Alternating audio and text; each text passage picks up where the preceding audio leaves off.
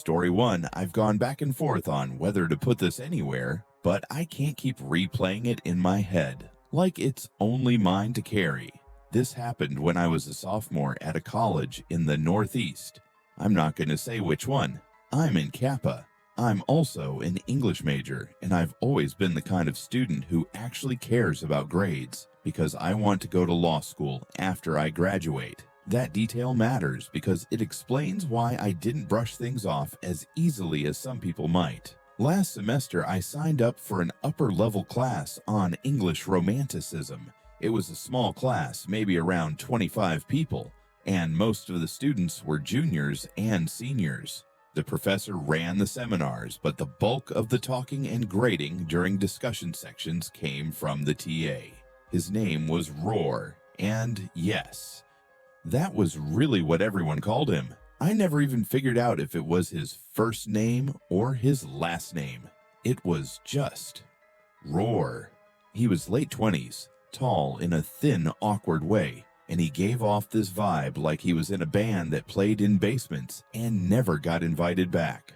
Not dangerous, just strange. The class itself wasn't terrible. A lot of close reading, a lot of long conversations about nature and memory, and whatever else romanticism people love to drag out. The problem was participation. Most days it was like pulling teeth. Everyone would stare at the table and wait for Roar to rescue the silence, and you could tell it made him tense. He hated quiet. When it got too dead, he'd start calling on people at random, and if they clearly didn't know what was happening, he'd make these little comments that felt sharp.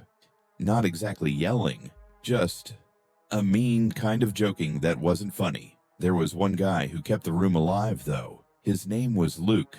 He was tall, brown hair, and the only other thing I knew about him at first was that he was in one of the better fraternities on campus. Luke had this way of dropping a joke at the exact moment it was needed, not to derail the conversation, but to cut through that awkward, suffocating pause before it got painful.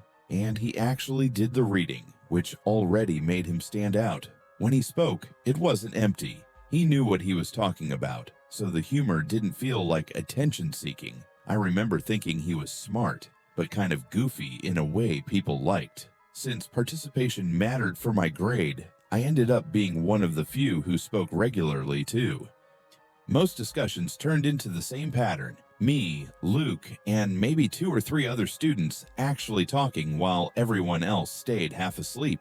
Roar seemed to notice. When I made a point, he'd nod like he agreed, and sometimes he'd build on what I said in a way that felt encouraging, like he was taking me seriously. For my first essay, I wrote about ambiguity in Wordsworth's Tintern Abbey. It wasn't some brilliant discovery, but I was proud of it. When I got it back, Roar had written a ton of comments in the margins, long notes, detailed reactions, not just corrections. Some of it even read like he was genuinely aligned with my ideas. At the time, I was honestly happy about it. After that, though, something shifted. Roar started focusing on me more in class. He called on me more than anyone else. He'd ask follow-up questions like he wanted me to keep going, even after I'd already answered. And the eye contact. It was too much. The kind where you notice it, then you notice yourself noticing it, and suddenly you don't know where to look. At first, I told myself I was being dramatic. TAs have favorite students. It happens. Maybe I was just overthinking because I was stressed, but then he started asking me things that didn't feel like class questions anymore. Not outright inappropriate, just personal in a way that didn't match the setting.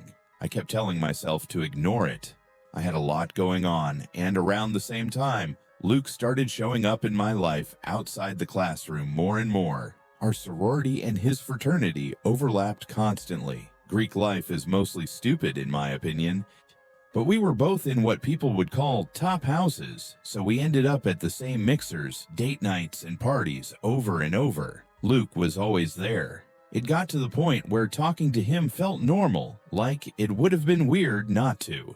Over a few weeks, we started hanging out more, and I realized I actually liked him. Eventually, he asked if I wanted to get dinner, and I said yes. We went out a few times, 3 dates, I think, before it turned into something physical. He was sweet and attentive and didn't play weird games. We started sleeping together and everything felt easy. I wasn't falling in love or anything, but I liked being around him. It felt low drama, simple, the kind of thing you assume will either stay casual or fade out naturally. Then one afternoon after class, I was walking to my car and I saw Luke behind the lecture hall, standing off to the side with Roar. Luke had a cigarette in his hand. They were talking like they'd known each other longer than just being in the same room twice a week. It stopped me for a second because I didn't even know Luke smoked. It also felt weird seeing him with Roar like that, outside the class setting. Later, I asked Luke about it. He laughed like it was nothing and told me he was just trying to get on Roar's good side so the end of the semester would be easier. He said it like it was some harmless strategy. I remember calling it kind of pathetic, and he laughed again and said he'd rather be pathetic than risk a bad grade. I tried to accept that explanation because it wasn't impossible. Still, the image stuck with me. A few weeks after that, I stayed over at Luke's place. When I woke up at some point, his phone was on the bed near him, and a YouTube video was playing. The screen glow was lighting up the blankets. I know I shouldn't have touched it. I know exactly how it sounds. But curiosity got me. I'm a college girl in a sorority, surrounded by guys who think nothing counts unless it's a joke to them. Trust doesn't exactly come naturally in that environment.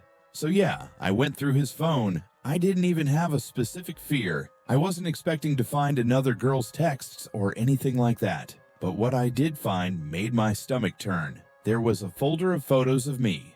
A lot of photos. Some were normal, like pictures of me walking around campus, studying, sitting somewhere with a coffee. Shots of me during the day that I didn't remember being taken. Then there were other ones.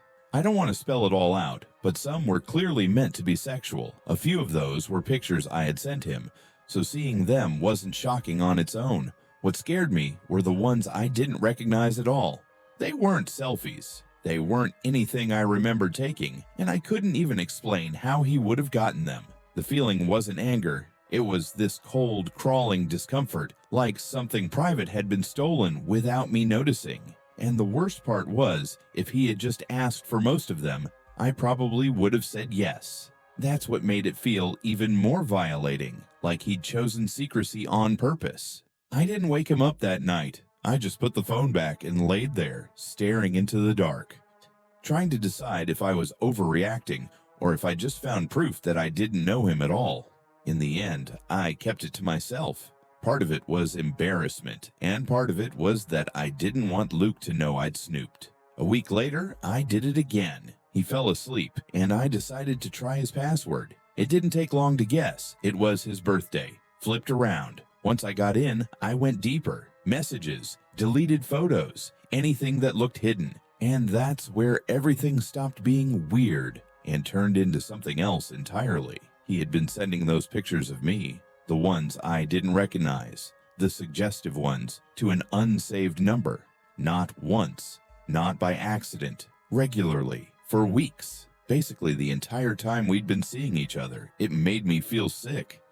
My hand started shaking so badly I could barely hold his phone steady. I wasn't thinking about the legal side yet, even though it had to be illegal. I was thinking about how long it had been happening while I was sitting across from him at dinner, laughing at his jokes, trusting him in his bed. I took pictures of everything with my own phone. I took screenshots. I documented as much as I could, because some part of me knew that if I didn't, I'd never be able to prove it. Then I started crying, like the kind of crying you can't control, where your whole body reacts before your brain can catch up. I shook him awake, harder than I meant to, and demanded to know who that number was. Luke was groggy and confused at first. Then he looked at his phone and his face changed.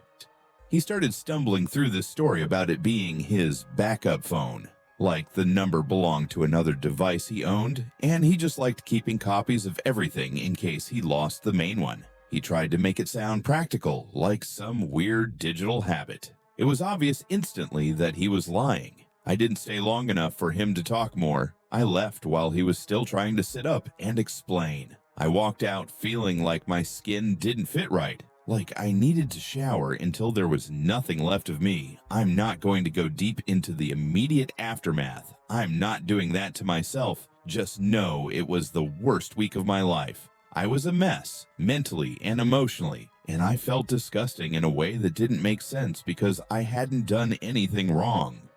I'm also keeping certain details vague because the last thing I want is for someone to connect this to me and drag all of it back into the open. What I can say is this: the unknown number belonged to Roar, my TA.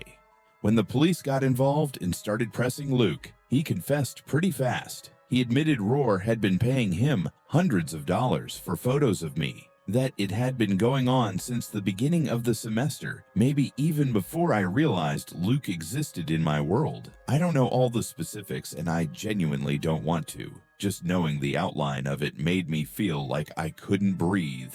Luke was expelled. Roar was fired. I'm pretty sure there was jail time involved too, though I don't remember all the details because I was barely functioning then. I do remember one very clear thought, though whatever punishment they got didn't feel even close to enough. Nothing about it made me feel compensated. It just made it stop. That was over a year and a half ago. I'm a senior now. I'm almost finished with school, and I'm relieved about that in a way I can't fully explain. I've dealt with everything in my own way, and I'm not going into that either. For a long time, it felt like it was behind me. Like it had happened, it had ended, and all that was left was the memory. Then, a few weeks ago, I started noticing something. There's been a silver sedan parked outside my sorority house late at night. Not every single night, but often enough that I stopped writing it off as random. It's always in a spot where it can sit there without being questioned, and it's always late. I haven't seen anyone get in or out of it. No door opening, no interior light flicking on, just the same car appearing again and again. I don't know if it's one of them. I don't even know how it would make sense if it was. I moved into the house after everything with Luke happened. They shouldn't even know I live here now. Maybe I'm being paranoid. Maybe it's nothing. But after what happened, my brain doesn't let nothing stay quiet for long. Every time I notice that car, I get that same sinking feeling, like the floor drops a few inches under me and I'm right back to staring at Luke's phone in the dark. If anything else happens, I'll update. But right now, I'm just trying to convince myself that a silver sedan is just a silver sedan, and not proof that something I thought was over never actually ended. Story 2. This happened about 2 weeks ago, and I still don't feel normal again. I keep replaying it at night, and keeping it in my head has been making me feel like I'm going to snap. So I just need to put it into words somewhere. My name's Mike, but everyone calls me Mikey. I'm 22, and I still live with my parents in Northern California. And before anyone pictures beaches and warm nights, it's not like that up here. Where we live, winter is real winter. We get heavy snow, we're surrounded by forest, and the kind of neighbor you have is someone you'd have to drive 10 minutes to even reach. I've skied my whole life, so cold weather doesn't bother me. Honestly, I usually like it, but none of that matters except for one thing. We're isolated. 2 weekends ago, my parents flew out of the country for a wedding. One of my mom's friends was getting married in Portugal. I wasn't invited, which was fine. I didn't care. If anything, having the house to myself for a weekend sounded relaxing. Our place isn't anything fancy, just a normal one-story, 3-bedroom house.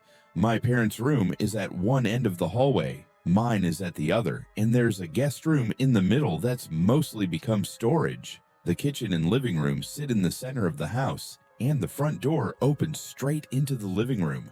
I'm being specific because the layout matters later. The first night alone was completely normal. I stayed up late, went to sleep around 2 a.m., and I knocked out fast. The second night is when everything went wrong. I went to bed around the same time, maybe a little earlier. I remember feeling more tired than usual. Like the kind of tired where you hit the pillow and your brain shuts off.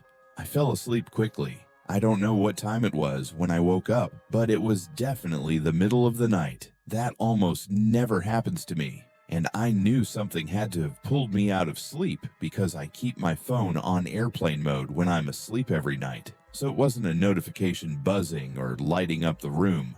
At first, I just lay there, staring into the darkness, trying to figure out what I'd heard or felt. My room was completely black, the kind of black where you can't even tell where the walls are yet. Then my eyes adjusted a little, and something felt off immediately.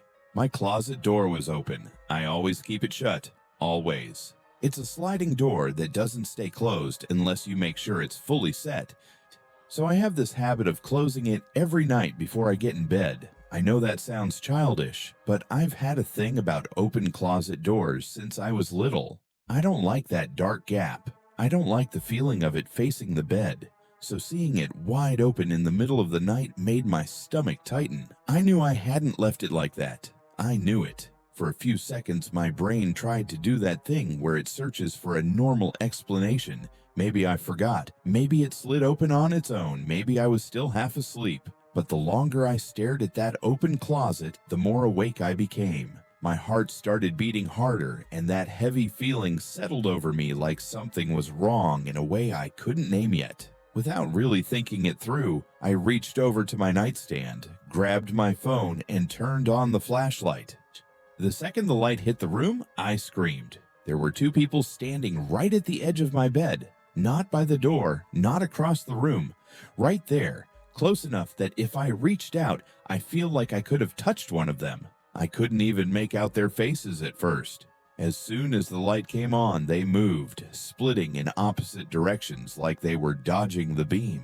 It wasn't slow, confused movement like someone startled awake. It was fast, practiced, like they expected it, like they knew exactly what I was about to do. I started swinging my phone around, trying to keep the light on them, but they were too quick. My arm was shaking so hard I could barely aim. Somewhere near the bed, something hit the floor with a sharp clatter, but I didn't even register what it was. My whole body was just panic. I was yelling, but I couldn't tell you what words were coming out. It was more like noise, like my brain wanted to fill the house with sound, so I wouldn't be alone with what I was seeing. Both of them ran for my bedroom door. I heard their footsteps slam down the hallway, and I chased them without thinking. I don't know why I did that. It makes no sense when I think about it now. But in that moment, my body moved before my mind caught up, like if I didn't chase them, they'd come back. By the time I stumbled out into the hall, I heard the front door crash shut. I ran into the living room and swept the flashlight across it, but there was nothing. Just darkness, furniture shapes, and the cold air you always get near the front door in winter. They were already gone. I stood there for what felt like forever.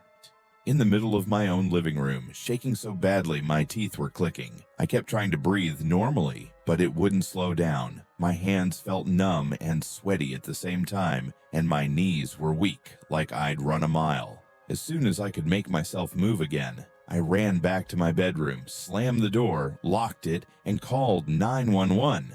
While I waited, I stayed in my room with the door locked, holding my phone so tightly my fingers hurt. I didn't want to step into the hallway again. I kept listening for anything, footsteps, a creak, a whisper, anything that would tell me they hadn't really left. At some point while I was waiting, I finally turned the light on in my room. That's when I saw what had fallen during the chaos. On the floor, near the edge of my bed, was one of my mom's kitchen knives, just sitting there like it had been dropped. I stared at it for a second, and I swear I almost got sick right there. My throat tightened and my stomach rolled. Those two people hadn't just been in my room. They'd been standing over me while I slept.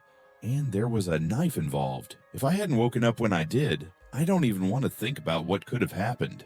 I honestly don't think I would have had a chance to wake up at all. The police showed up about 20 minutes later. They searched around the house and the property, sweeping flashlights through the yard and the tree line, but they didn't find anyone. They came back in, took my statement, asked the usual questions, and then one of the officers said the only real explanation was that I must have forgotten to lock the front door. I told him I remembered locking it. I remember it clearly, the way I always do it without thinking before I go to bed. He didn't argue with me, but he didn't believe me either. He just kind of shrugged and said there were no signs of forced entry. Every other door and window was locked, so if someone got in, the only thing that made sense was that the front door had been unlocked. I didn't have energy to fight about it. I just watched them leave with that helpless feeling you get when something terrible happens and the official answer is basically, well, you probably messed up. The next day, my parents came home, and of course, that turned into its own mess. They scolded me all over again about locking the house, and I didn't even want to get into it with them. There was no point. It was easier to let them think it was my fault than to try to explain how sure I was. Now it's been 2 weeks, and I still don't have an explanation that makes sense. Even if I pretend the front door was unlocked, it doesn't answer the real question. Why were 2 people standing in my bedroom with a kitchen knife? If they wanted to steal something, the house isn't some treasure chest. They could have taken whatever they wanted and left. I would have slept through it. At first, I told myself maybe they somehow knew my parents were out of the country. Maybe they'd been watched. Maybe someone heard them talking about the trip. Maybe it was just bad luck. But the more I think about it, the less that theory works. Because normal thieves don't hover over someone's bed in the dark with a knife. Story 3. My name is Natasha, and this started about 3 months ago, right after I broke up with my ex, Tibet. I'm 23, and I just moved into my first apartment completely by myself after living with roommates since college. I'm still not sure if the timing is connected, but that's when everything changed. The apartment wasn't anything special. It was a 1-bedroom in a mid-sized complex in Columbus, Ohio. I work remote, so I'm home a lot, and that was a big reason I wanted my own place. I was tired of trying to take calls while roommates clanged around in the kitchen or talked loud right outside my door. I wanted quiet, my own routine, and for the first time in my adult life, real privacy. My unit was on the 2nd floor, facing the back of the complex. The view was basically the parking lot and a line of trees behind it. Nothing scenic, but I didn't care. For the first couple of weeks, everything felt normal. I didn't really talk to anyone besides the polite, automatic head nod when you pass someone in the hallway. There was an older woman who lived on the 1st floor who always seemed to be checking her mail whenever I walked by, like she had perfect timing. Across the hall was a couple I'd occasionally hear arguing through the walls. That was basically the entire social world of that building for me. Then I started noticing this guy. The first time was maybe 3 weeks after I moved in. I was coming back from the gym around 8 p.m., going up the stairs to my floor, and I passed someone coming down. He was normal looking. A white guy, late 30s, maybe early 40s. Average build, gray hoodie.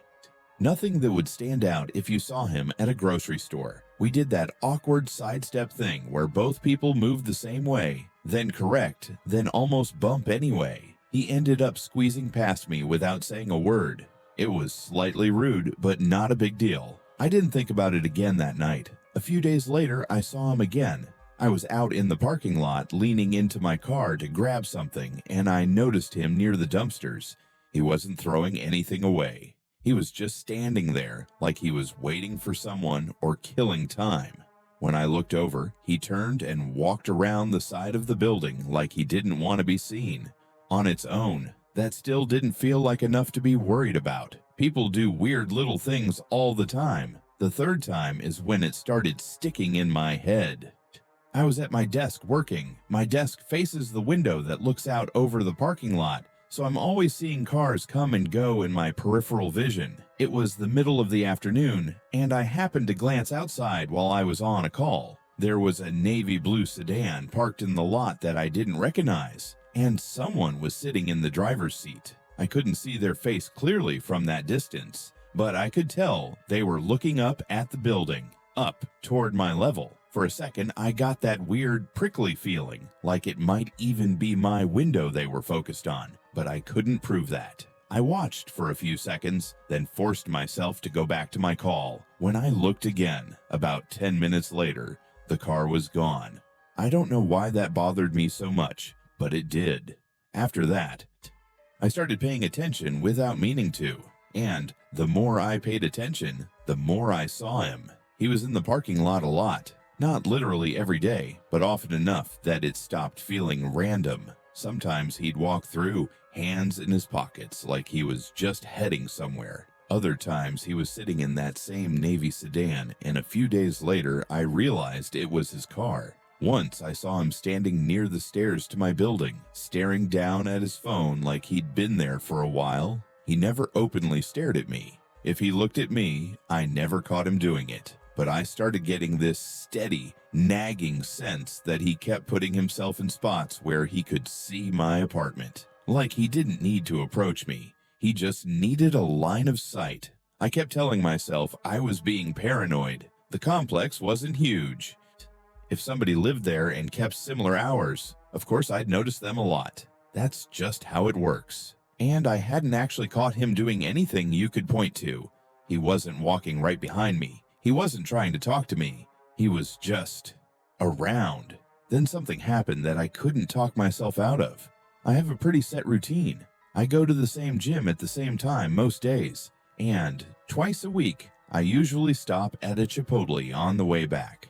It's about a 15-minute drive from my apartment, in a totally different part of town, not near my complex, not near the gym. It's not a place you accidentally end up. You go there because you decided to. One night, I'm sitting inside, eating alone, scrolling on my phone. I look up for a second and my whole body went cold. He was there, same guy, same gray hoodie, sitting at a table across the restaurant, eating a burrito bowl like it was any other night. I felt my stomach flip so hard I actually got nauseous for a moment. I'm not exaggerating. That feeling hit fast because it didn't make sense. There was no reason he should be there. If he lived near me, this still wasn't close. If he went to my gym, this still wasn't on the way. I tried to convince myself it was coincidence. Chipotle is popular. People eat there. He was just sitting and eating, but I could feel him watching me in a way I can't really explain. Not this obvious head-turned stare. More like he'd look down at his food, then glance up, then look down again, like he was checking if I was still there. When I stood up to leave, I swear he started collecting his stuff too. I walked out fast, not running, but moving like I didn't want to be in that room anymore. I got to my car, got inside, and locked the doors immediately. Then I just sat there for a second, breathing hard and staring back at the restaurant. I couldn't see him through the windows. I don't know if he came outside or stayed inside, but I didn't want to find out. I pulled out and drove home, checking my mirrors constantly. I didn't see a car directly behind me that whole way, but I took a weird route anyway. Extra turns, different streets, just to make sure. It probably didn't even matter because he already knew where I lived, but I wasn't thinking clearly. I just needed to feel like I had control over something. When I got back to my apartment, I didn't even turn on lights right away. I sat in the dark for almost an hour, watching the parking lot through my window like I was waiting for that Navy sedan to roll in. I never saw him. I never saw the car. Eventually, I convinced myself I'd spiraled over nothing, and I went to bed. The next morning, I did what I'd been doing every morning since this started. I looked out the window. The Navy sedan was parked there, and someone was sitting inside it. I didn't even let myself debate it. I called the police. I felt stupid while the phone was ringing because what was I supposed to say? There's a guy I keep seeing, and it makes me uncomfortable. It sounded ridiculous out loud, but I called anyway and tried to explain everything as clearly as I could. The officer on the phone was polite, but I could tell he thought I was overreacting. He said they could send someone to check the parking lot, but unless the person was actively doing something illegal, there wasn't much they could do. He told me to start documenting it, write down dates and times, take pictures if I could, and call back if it escalated.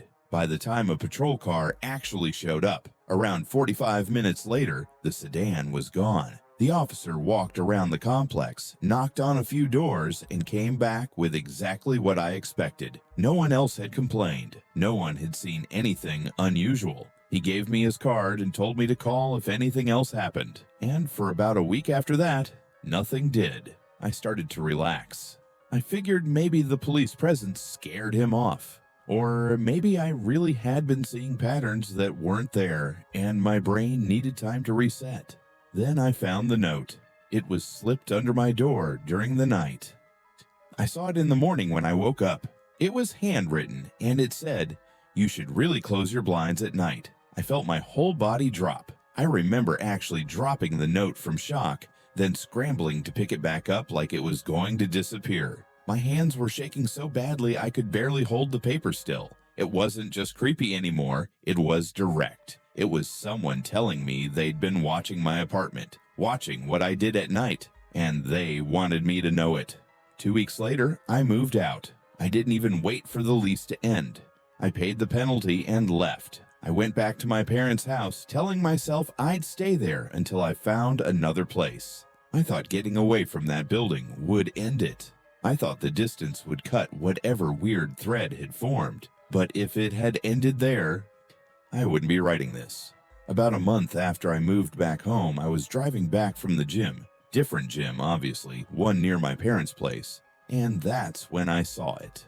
A navy blue sedan was parked on a random side street, maybe 2 blocks from my parents' neighborhood. I recognized it immediately. It wasn't a vague, "that looks similar" feeling. It was the same car. I knew it the way you know your own car in a crowded lot. I drove the rest of the way home, trying not to panic. I didn't see anyone following me, which almost made it worse because if it was him, and I'm almost sure it was, then it meant he didn't need to follow. He already knew where I was going. As soon as I got inside, I told my parents. My dad said he'd keep an eye out, and my mom started double-checking locks like she couldn't help it. Since then, they've been watching the street more carefully, and my dad even mentioned putting a camera on the front porch. It's been about 2 weeks, and I haven't seen that car again. Part of me wants to believe it was just coincidence, that it was just a similar sedan, and I'm letting fear control my brain. But I know what I saw. I don't know how he found me, and I don't want to sit here and work through the possibilities because every option feels worse than the last. All I know is I'm scared to do anything that involves leaving the house, and I keep going back and forth on whether to call the police again.